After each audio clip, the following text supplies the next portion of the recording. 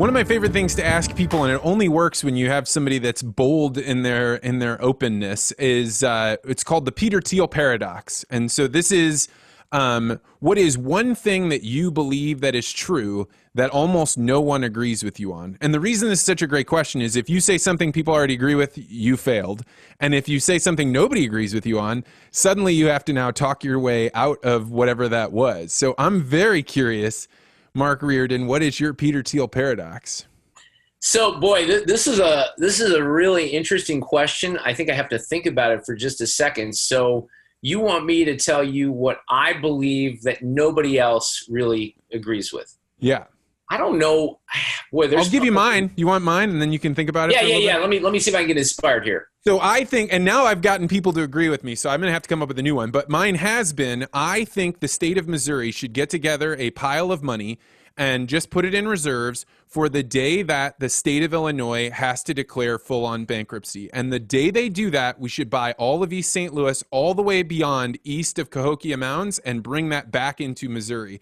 Then use that corridor for all the manufacturing jobs that are going to have to come back, because we're going to reshore a whole bunch of industrial work when we realize that all of our raw goods are coming from China and we're completely held over a barrel from the way that Asia and the markets are. And so we aren't going to want to put that in some other corridor. So you already have that industrial area. There's already a bunch of refineries. There's a ready population that could work. And you also have what could turn into the Brooklyn of St. Louis. It could be East St. Louis. It could be looking onto the skyline of St. Louis.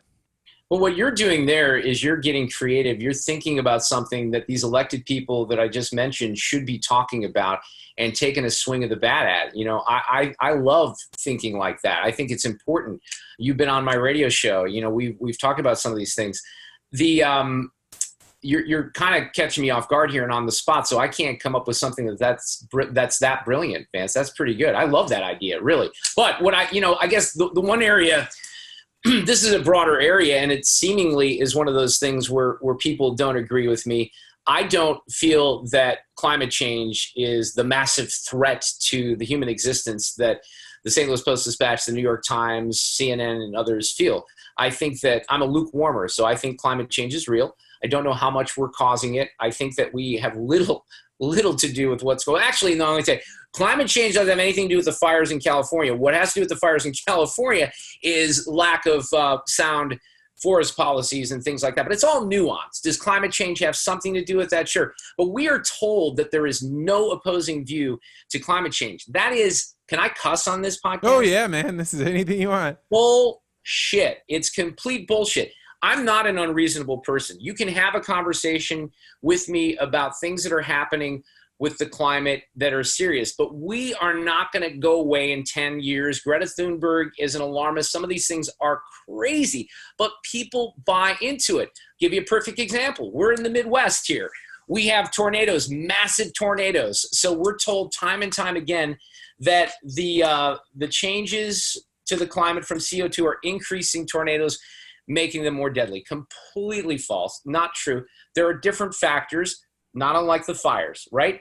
There are a lot more people. Joplin, massive tornado.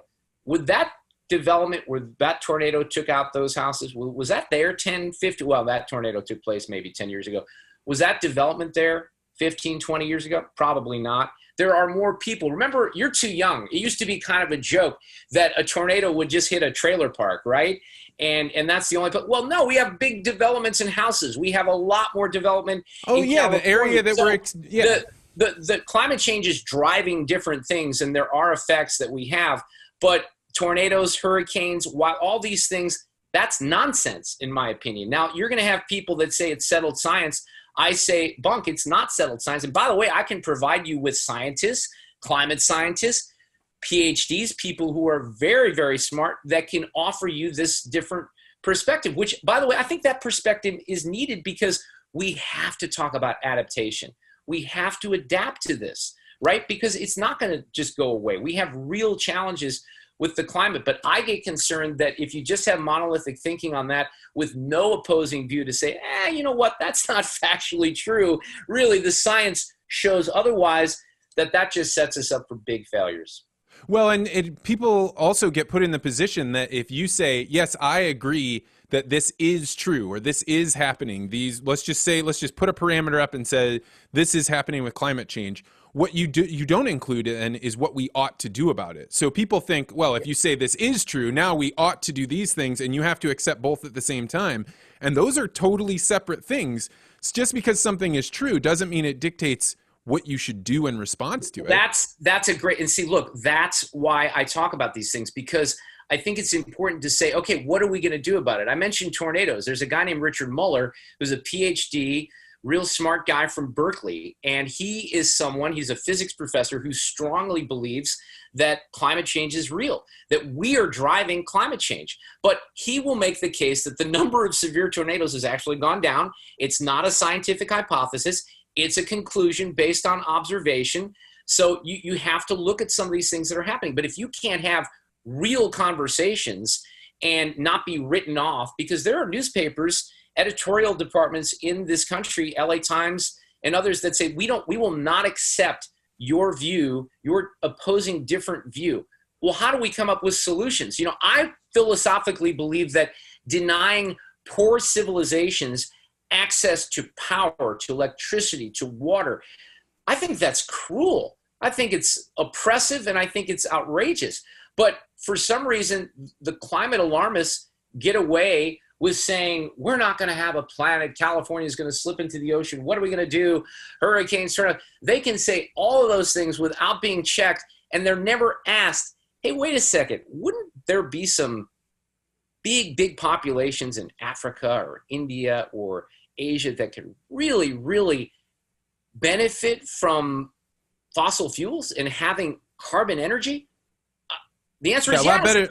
A lot better than them cooking their food over charcoal Jicos, right? Which is what they're doing now. Dude, I've been to Honduras. I've been to, true poverty. We have poverty in this country. Real poverty is people cooking with no power, electricity. They don't have running water. Absolutely. But why can't we have a conversation about that? I'm the guy who hates poor people and doesn't care about anyone because I'm a conservative, but I offer a different perspective on climate change. Then I'm just, I'm a climate denier. I don't believe in science. That I just reject that thinking, because I don't think that those are the types of conversations that are really productive in coming up with real solutions and answers, like you kind of, laid out here with St. Louis and with Illinois. Well, so I don't think I've ever talked about this on the podcast, but in the when they did that thing with Amazon, where they were like, hey, bring Amazon here, and everybody was like tripping all over themselves.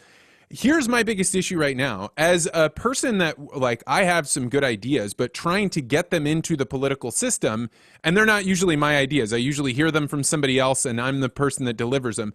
But when that Amazon thing came in, I had the idea, or with a group of people, that what we ought to do is, instead of bending over backwards for Amazon, what we should do is create the dynamic that whether or not Amazon comes, we've increased the environment for the businesses to come here, regardless of whether it's Amazon or not. And one of the ideas was, why don't we pick the lowest densely populated area in St. Louis, offer them space there, and say, we will let the drones fly here. We're going to change the FAA regulations, and we're going to make it as easy as possible for this to be the experimental place for you to have driverless cars and drones delivering things. Because that way, even if Amazon doesn't come in, every single agriculture company in the United States would want to come here overnight, because they want to have ready access to a population of people that know technical skills, and then they also need to be in an environment where they can practice these things. But these ideas, they were just thrown out, and we decided we were going to build a train. Here's what's interesting, and if you correct me if I'm wrong, one of the things that we talked about, and I had Vance on a podcast that we do at KMOX that is sponsored by PNC Bank, and then we had a radio chat, but we were talking, wasn't it you and I were talking about automation and how automation is going to have an effect? And I think your example was, if there are cars that don't have to be driven by actual people as much, you're not going to have the need for Starbucks. There's going to be all these implications. So Andrew Yang ran for president as a Democrat, right? He had a lot of kooky ideas, but you know what? That guy had some great ideas, and he talked about things that we should be talking about in this country along the lines of what you're discussing. We don't have that. So We need that. We've talked already on this podcast about things that are more important than most of the politicians that come onto my show. So where are those ideas? Where are those discussions? I think some of it is because we have people in politics that don't really care about real solutions and real ideas. Thanks for checking out this podcast short. If you're interested in conversations like this, you might want to join the Articulate Ventures Network. There, we're a patchwork of thinkers looking to explore different ideas, having our ideas respectfully challenged, and figuring out different ways of looking at the world. To find out more, go to network.articulate.ventures.